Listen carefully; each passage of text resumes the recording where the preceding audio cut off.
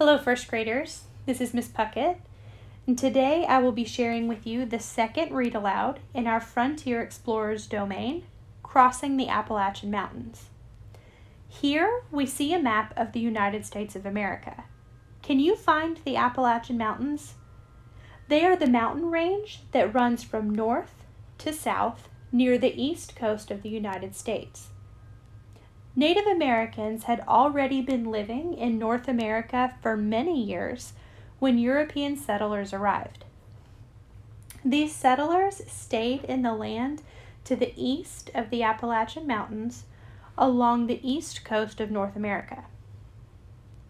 In the last read aloud, you learned about Daniel Boone. He was a very good hunter and woodsman who wanted to explore land west of the Appalachian Mountains. Do you remember why European explorers had not moved farther west? The Appalachian Mountains formed a natural barrier that was difficult to cross.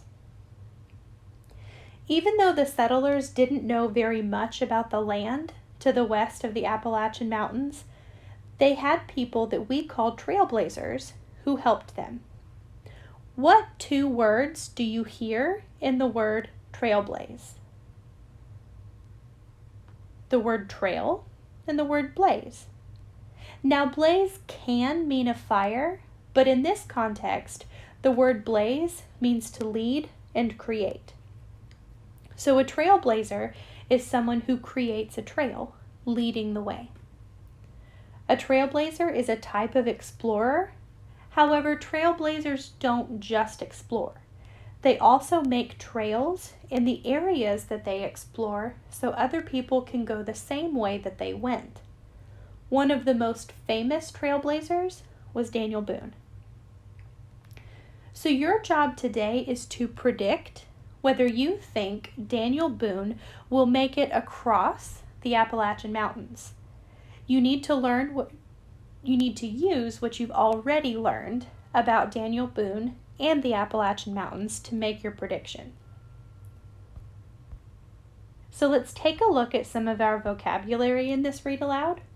The first word is passes. Passes are ways through the mountains with areas of lower land. The second word is pioneers. Pioneers are people who explore or travel to unknown places or study unknown subjects. The third word we've already discussed, which is trailblazer. This is a person that blazes or makes a trail through unknown places for other people to follow. And the last word is wilderness. This is an area of land that has many wild plants and animals and often not very many people. Daniel Boone continued to explore the Appalachian Mountains, always on the lookout for a path that might lead him to the other side. One day he was visited by an old friend, John Finley. As the two men talked, Daniel told John of his desire to find a way across the mountains.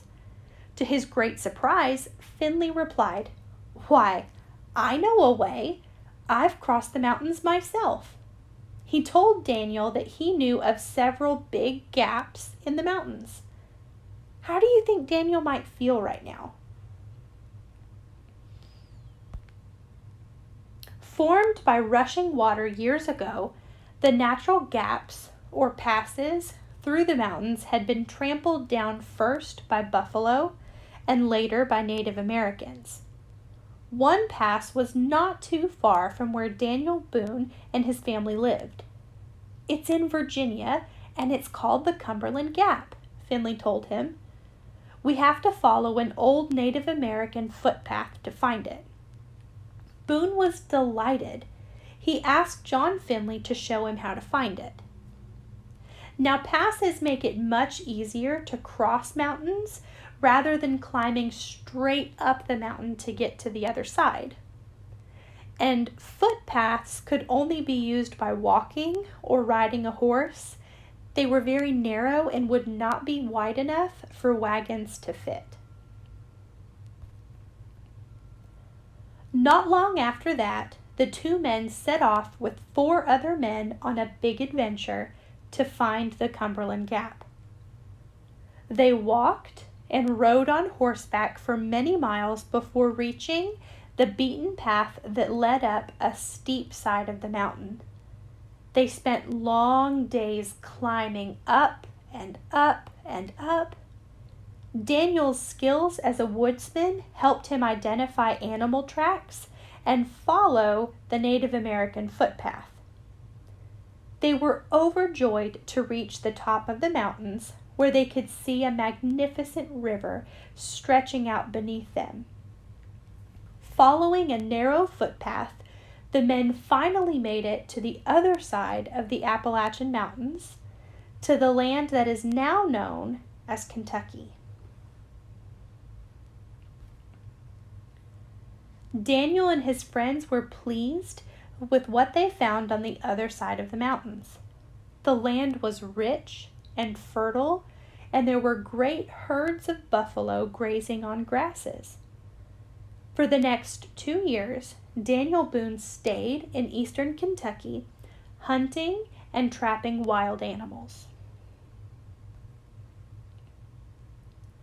When he finally returned to North Carolina, he was met by other settlers who expressed an interest in leaving their homes in the east and moving westward. These pioneers asked Daniel if he could show them the way across the Appalachian Mountains. "It's not an easy trip," Boone told them. "The forests are dense and there are many dangers along the trail." But the pioneering spirit of these settlers remained strong. 2 years later, they convinced Daniel that they were serious about making the hard and dangerous trip to the wilderness lands. And so, Daniel led his own family, along with several other families, back through the Cumberland Gap into Kentucky. However, the trip proved even harder for families than it had been for the woodsmen.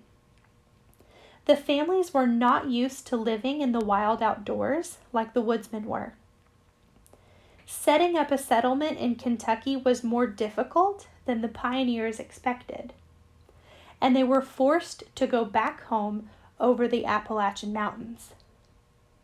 Soon after, a rich man bought land in eastern Kentucky from the Native American Cherokee tribes. The rich man wanted to sell the land to families so that they could live on the other side of the Appalachian Mountains. But first, there needed to be a clearly marked trail so that the pioneers would not lose their way as they crossed the mountains.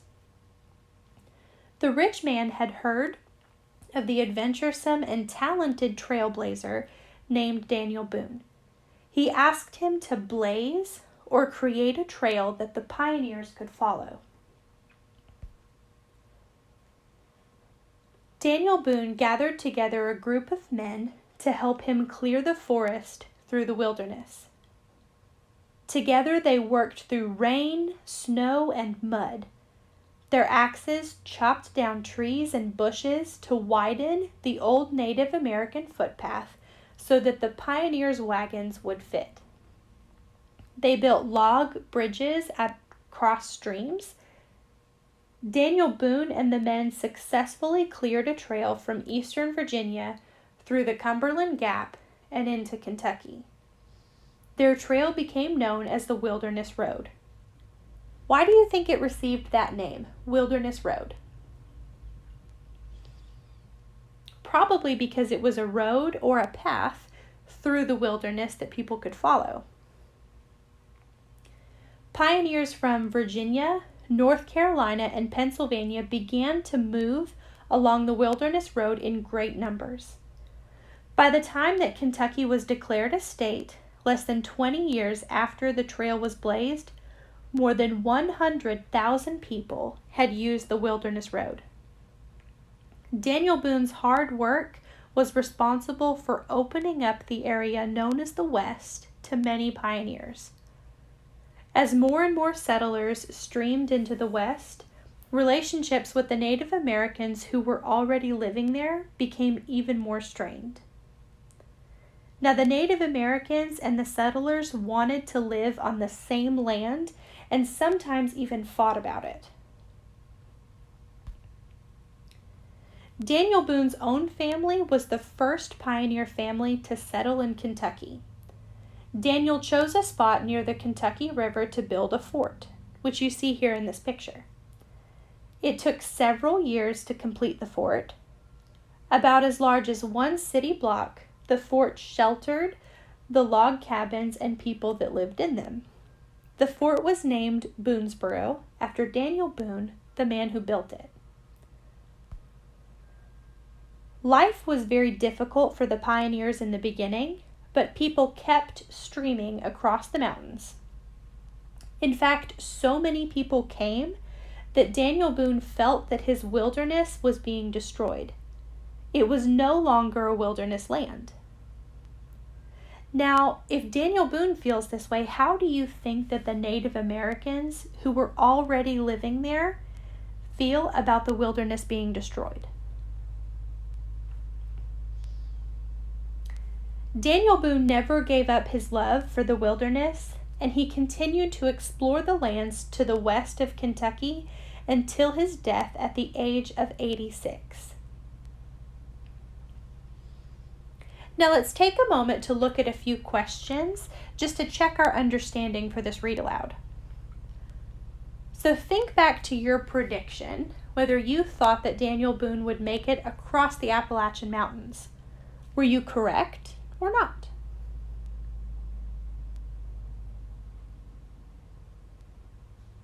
How were Daniel Boone and John Finley able to cross the Appalachian Mountains into Kentucky?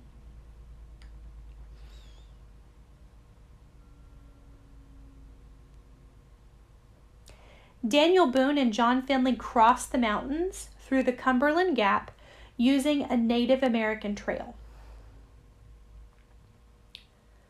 What did Daniel Boone create that made it easier for the settlers to cross the Appalachian Mountains?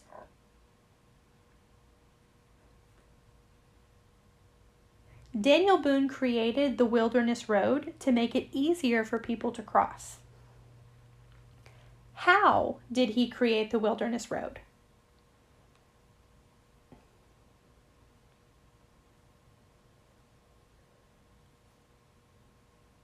He and the men that he hired widened the Native American trail. They cut down trees and bushes, and they built bridges across streams using logs. Why was the Wilderness Road so important?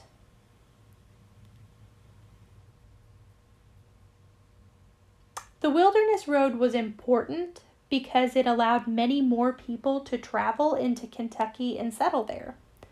The road made it easier to transport supplies and easier for families to travel in their wagons. Now, to finish our lesson today, you're going to need to find a buddy to do a think, pair, share. So take a moment to yourself to think about our question. What did it mean when people called Daniel Boone a trailblazer?